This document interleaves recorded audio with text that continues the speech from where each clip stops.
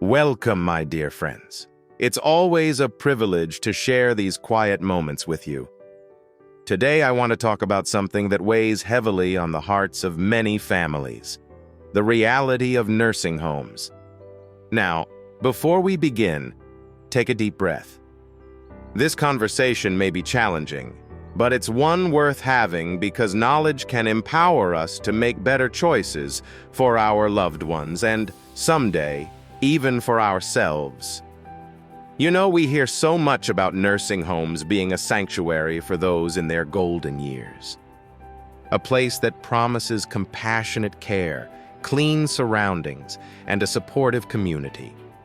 But like so many things in life, there's more beneath the surface. Some facilities do live up to those promises, but others have issues that are easier to ignore than to confront. My goal today isn't to stir fear, but to share insight. The kinds of things that can help you navigate these waters with wisdom and care. Let's start by talking about one of the most critical issues: understaffing. Imagine this. You're relying on someone to help you eat, take your medication, or even just reposition yourself comfortably, but they're so overwhelmed with other tasks that they simply can't get to you in time.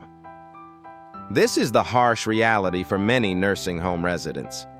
Chronic understaffing doesn't just mean slower responses. It's often the root cause of neglect. A national review conducted by the American Geriatric Society found that understaffed nursing homes have significantly higher rates of falls, infections, and even hospitalizations. These are real consequences affecting real people.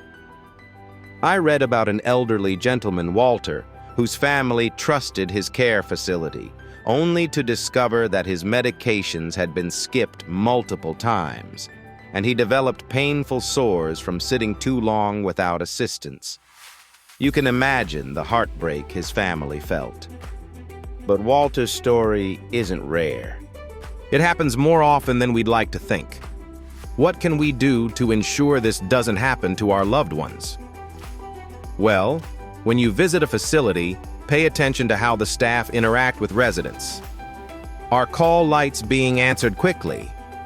Do the caregivers seem rushed or stretched too thin?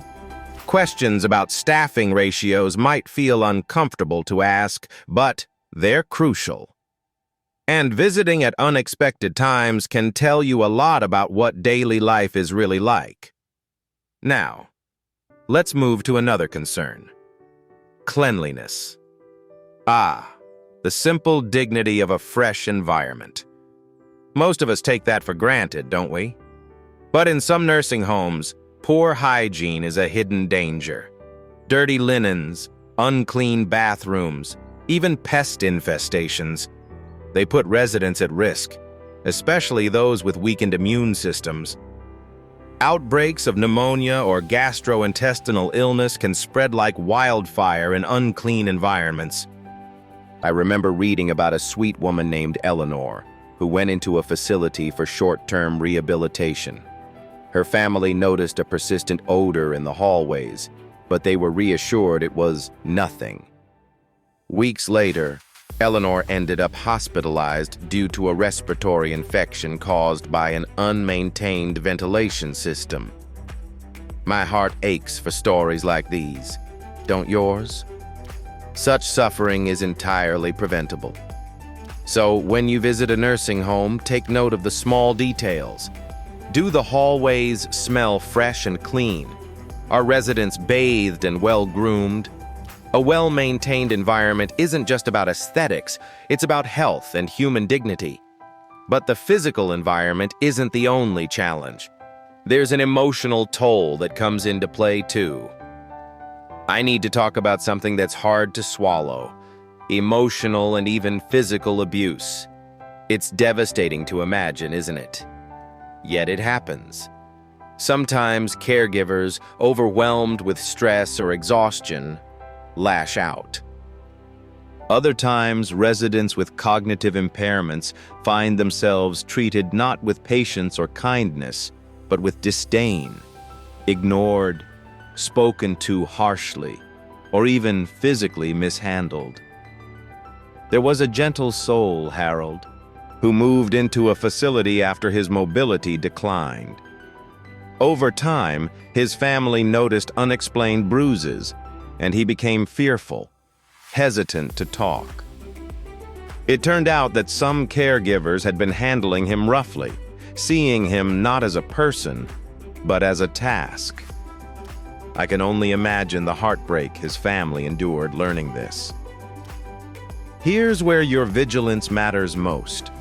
If you notice a loved one becoming withdrawn or fearful, speak up. Unexplained bruises or sudden weight loss are warning signs that should never, ever be ignored. And again, those unexpected visits? They send a clear message to staff that someone is watching, advocating, and caring. While emotional abuse is heartbreaking, financial exploitation strikes a different chord, a devastating mix of betrayal and loss. Sadly, some nursing homes take advantage of elderly residents and their families, charging unexpected fees or pushing residents into signing over control of their finances. The AARP warns that vague contracts and unclear fee structures are especially common. Always, always read the fine print. And if something feels off, trust your gut. Now, let's shift to medical oversight. It's easy to assume every nursing home has skilled medical professionals at the ready, but that's far from the truth. While some homes have doctors and nurses available full-time, others rely on part-time staff who can't possibly address emergencies in real time. Even more unsettling is the overuse of sedatives, often prescribed to control restless residents rather than to treat actual medical conditions. This practice, known as chemical restraint, does more harm than good. I recall reading about a man named Gerald who became disoriented and groggy within weeks of moving into a nursing home. His daughter later discovered that he had been given powerful medications he didn't need, simply to make him easier to manage. What a tragedy. If you're considering a facility, ask about their medical staff. Who's on site? How often do they evaluate residents? These questions can be life-saving. And that brings us to an issue that doesn't get nearly enough attention: loneliness and depression. My friends, aging is challenging enough without feeling isolated. Yet many nursing homes fail to foster a sense of community. Residents often sit alone in their rooms or attend uninspired group activities without meaningful interaction. Human connection is so vital. Studies, including one from the National Institute on Aging, consistently show that seniors who maintain social bonds live longer, healthier lives. If you're visiting a loved one in a facility, encourage regular social engagement. Group outings, video calls with family, even bringing a companion to chat with them can make the world of difference. So, here we are, having walked through these 6 hidden dangers together: understaffing, poor hygiene, emotional abuse, financial exploitation, lack of medical oversight, and loneliness. Are you feeling overwhelmed?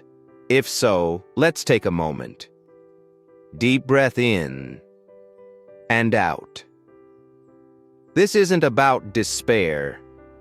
It's about empowerment. Awareness allows us to advocate for better care and brighter days. If today's conversation has given you something to think about, I want to hear from you. What will you do differently for yourself or your loved ones? Share your reflections in the comments. Your voice matters here. And as always, I encourage you to subscribe and stay connected. Together, we can navigate these challenges with grace and compassion. Thank you for being here today, my dear friends.